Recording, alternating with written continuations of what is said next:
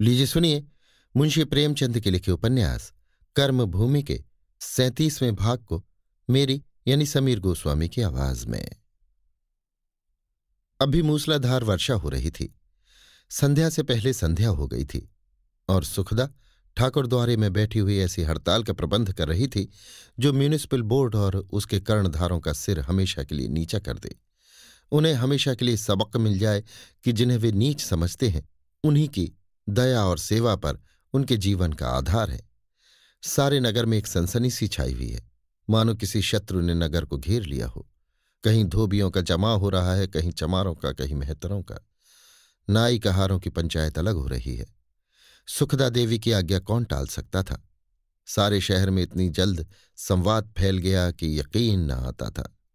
ऐसे अवसरों पर न जाने कहाँ से दौड़ने वाले निकल आते हैं, जैसे हवा में भी हलचल होने लगती है। महीनों से जनता को आशा हो रही थी कि नए नए घरों में रहेंगे, साफ सुथरे हवादार घरों में, जहां धूप होगी, हवा होगी, प्रकाश होगा। सभी एक नए जीवन का स्वप्न देख रहे थे। आज नगर के अधिकारियों ने उनकी सारी आशाएं धूल में मिला दी। नगर की जनता अब उस दशा में न थी कि उस पर कितना ही अन्याय हो और वो चुपचाप सहती जाए। उसे अपने स्वत्व का ज्ञान हो चुका था। उन्हें मालूम हो गया था कि उन्हें भी आराम से रहने का उतना ही अधिकार है जितना धनियों को। एक बार संगठित आग्रह की सफलता देख चुके थे। अधिकारियों की निरंकुशता, ये स्वार्थपरता उन्हें असह्य हो गई। और ये कोई सिद्धांत की राजनीतिक लड़ाई न थी जिसका प्रत्यक्ष स्वरूप जनता की समझ में मुश्किल से आता है। इस आंदोलन का तत्काल फल उनके सामने था। भावना या कल्पना पर जोर देने की जरूरत न थी। शाम होते होते ठाकुर द्वारे में अच्छा खासा बाजार लग गया। धोबियों का चौधरी मैकू अपनी बकरे की सी दाढ़ी हिलाता हुआ बोला। नशे से आंखें लाल थीं। कपड़े बना रहा था कि खबर मिली, भागा आ रहा हूं। घर में कहीं कपड़े रखने की जगह नहीं है, गीले कपड़े कहाँ सूखें। इस पर जगन्नाथ मेहरा ने डांटा। झूठ न बोलो मैकू, तुम कपड़ा बना रहे थे अभी? सीधे ताड़ी खाने से चले आ रहे हो। कितना समझाया गया पर तुमने अपनी टेक न छोड़ी। मैकू ने तीखे होकर कहा। लो अब चुप रहो चौधरी, नहीं अभी सारी कलई खोल दूंगा। घर में बैठकर बोतल की बोतल उड़ा जाते हो और यहां आकर सेखी बगाड़ते हो। मेहतरों का जमादार मतई खड़ा होकर अपनी जमींदारी की शान दिखाकर बोला। पंचो, ये बखत बदहवाई बातें करने का नहीं। जिस काम के लिए देवी जी ने बुलाया है उसको देखो और फैसला करो कि अब हमें क्या करना है। उन्हीं बिलों में सड़ते रहें या चलकर हाकिमों से फरियाद करें। सुखदा ने विद्रोह भरे स्वर में कहा। हाकिमों से जो कुछ कहना सुनना था कह सुन चुके, किसी ने भी कान न दिया। 6 महीने से यही कहासुनी हो रही है। जब अब तक उसका कोई फल न निकला तो अब क्या निकलेगा। हमने आरजू मिन्नत से काम निकालना चाहा था, पर मालूम हुआ सीधी उंगली से घी नहीं निकलता। हम जितना दबेंगे ये बड़े आदमी हमें उतना ही दबाएंगे। आज तुम्हें तय करना है कि तुम अपने हक के लिए लड़ने को तैयार हो या नहीं। चमारों का मुखिया सुमीर लाठी टेकता मोटा चश्मा लगाए पोपले मुंह से बोला। अरज मारूद करने के सिवा और हम कर ही क्या सकते हैं? हमारा क्या बस है? मुरली खटीक ने बड़ी बड़ी मूंछों पर हाथ फेर कर कहा। बस कैसे नहीं है? हम आदमी नहीं है कि हमारे बाल बच्चे नहीं हैं? किसी को तो महल और बंगला चाहिए, हमें कच्चा घर भी ना मिले। मेरे घर में 5 जने हैं, उनमें से 4 आदमी महीने भर से बीमार हैं। उस काल कोठरी में बीमार ना हो तो क्या हो? सामने से गंदा नाला बहता है, सांस लेते नाक फटती है। ईदू कुंजड़ा अपनी झुकी हुई कमर को सीधा करने की चेष्टा करते हुए बोला। अगर मुकद्दर में आराम करना लिखा होता तो हम भी किसी बड़े आदमी के घर न पैदा होते। हाफिज हलीम आज बड़े आदमी हो गए हैं, नहीं मेरे सामने जूते बेचते थे। लड़ाई में बन गए, अब रईसों के ठाठ हैं। सामने चला जाऊं तो पहचानेंगे भी नहीं, नहीं तो पैसे धेले की मूली तुरई उधार ले जाते थे। अल्लाह बड़ा कारसाज है, अब तो लड़का भी हाकिम हो गया है, क्या पूछना है। जंगली घोसी पूरा काला देव था, शहर का मशहूर पहलवान। बोला। मैं तो पहले ही जानता था, कुछ होना हवाना नहीं है। अमीरों के सामने हमें कौन पूछता है? अमीर बेग पतली लंबी गर्दन निकालकर बोला। बोर्ड के फैसले की अपील तो कहीं होती होगी, हाईकोर्ट में अपील करनी चाहिए। हाईकोर्ट न सुने तो बादशाह से फरियाद की जाए। सुखदा ने मुस्कुराकर कहा। बोर्ड के फैसले की अपील वही है जो इस वक्त तुम्हारे सामने हो रही है। आप ही लोग जज हैं। बोर्ड अमीरों का मुंह देखता है। गरीबों के मोहल्ले खोद खोद कर फेंक दिए जाते हैं इसलिए कि अमीरों के महल बने। गरीबों को 10-5 रुपए मुआवजा देकर उसी जमीन के हजारों वसूल किए जाते हैं। उस रुपए से अफसरों को बड़ी बड़ी तनख्वाहें दी जाती है। जिस जमीन पर हमारा दावा था वो लाला धनीराम को दे दी गई। वहां उनके बंगले बनेंगे। बोर्ड को रुपए प्यारे हैं, तुम्हारी जान की उसकी निगाह में कोई कीमत नहीं। इन स्वार्थियों से इंसाफ की आशा छोड़ दो। तुम्हारे पास कितनी शक्ति है इसका उन्हें ख्याल नहीं है। वे समझते हैं ये गरीब लोग हमारा कर ही क्या सकते हैं। मैं कहती हूं तुम्हारे ही हाथों में सब कुछ है। हमें लड़ाई नहीं करनी है, फसाद नहीं करना है, सिर्फ हड़ताल करना है, ये दिखाने के लिए कि तुमने बोर्ड के फैसले को मंजूर नहीं किया। और ये हड़ताल 1-2 दिन की नहीं होगी। ये उस वक्त तक रहेगी जब तक बोर्ड अपना फैसला रद्द करके वो जमीन न दे दे। मैं जानती हूं ऐसी हड़ताल करना आसान नहीं है। आप लोगों में बहुत ऐसे हैं जिनके घर में 1 दिन का भी भोजन नहीं है, मगर ये भी जानती हूं कि बिना तकलीफ उठाए आराम नहीं मिलता। सुमेर की जूते की दुकान थी। 3-4 चमार नौकर थे। खुद जूते काट दिया करता था। मजूरी से पूंजीपति बन गया था। घास वालों और साइसों को सूत पर रुपए भी उधार दिया करता था।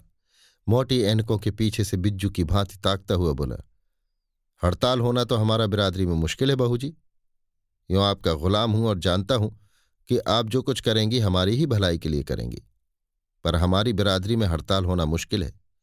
बेचारे दिन भर घास काटते हैं, सांझ को बेचकर आटा दाल जुटाते हैं, तब कहीं चूल्हा जलता है।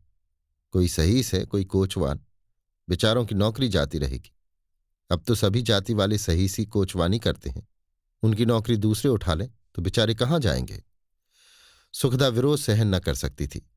इन कठिनाइयों का उसकी निगाह में कोई मूल्य न था। तिनक कर बोली, तो क्या तुमने समझा था कि बिना कुछ किए धरे अच्छे मकान रहने को मिल जाएंगे?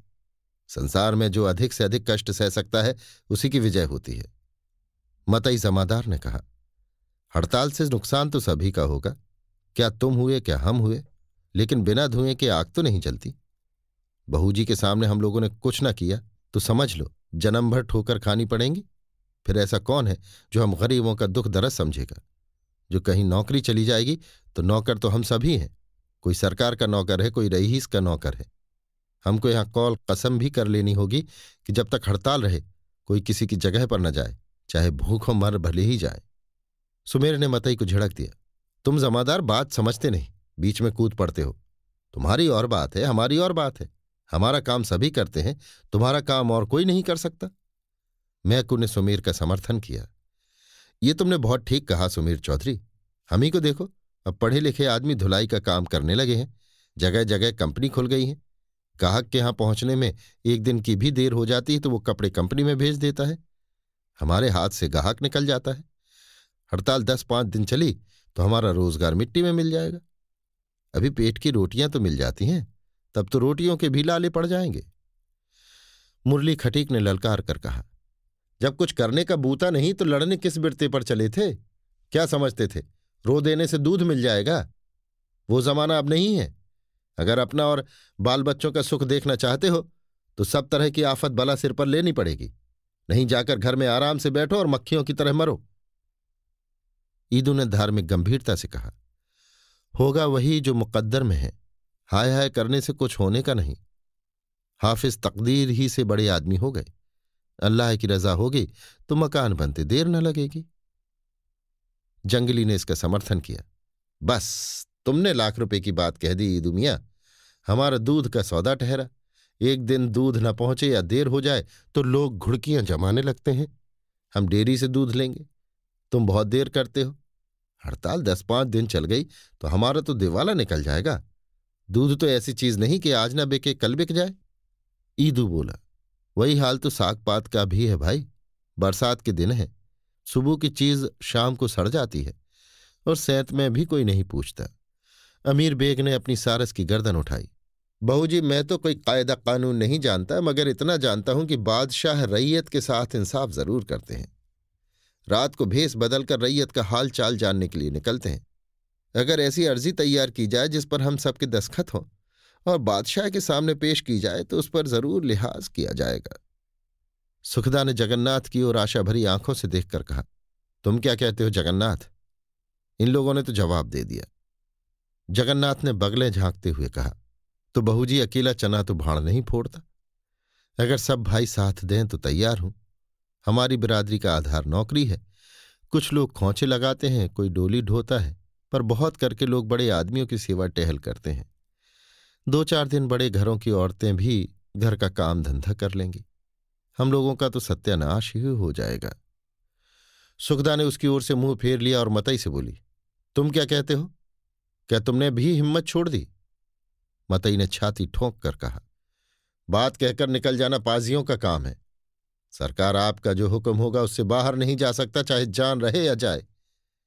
बिरादरी पर भगवान की दया से इतनी धाक है कि जो बात मैं कहूंगा उसे कोई ढुलक नहीं सकता। सुखदा ने निश्चय भाव से कहा, अच्छी बात है, कल से तुम अपनी बिरादरी की हड़ताल करवा दो और चौधरी लोग जाएं। मैं खुद घर घर घूमूंगी, द्वार द्वार जाऊंगी, एक एक के पैर पड़ूंगी और हड़ताल करा के छोड़ूंगी। और हड़ताल ना हुई तो मुंह में कालिख लगाकर डूब मरूंगी। मुझे तुम लोगों से बड़ी आशा थी, तुम्हारा बड़ा जोर था, अभिमान था, तुमने मेरा अभिमान तोड़ दिया। ये कहती हुई वो ठाकुर द्वारे से निकलकर पानी में भीगती हुई चली गई। मतई भी उसके पीछे पीछे चला गया और चौधरी लोग अपनी अपराधी सूरतें लिए बैठे रहे। एक क्षण के बाद जगन्नाथ बोला, बहूजी ने शेर का कलेजा पाया है। सुमेर ने पोपला मुंह चुबलाकर कहा, लक्ष्मी के अवतार है, लेकिन भाई रोजगार तो नहीं छोड़ा जाता। हाकिमों की कौन चलाए? 10 दिन 15 दिन ना सुने तो यहां तो मर मिटेंगे।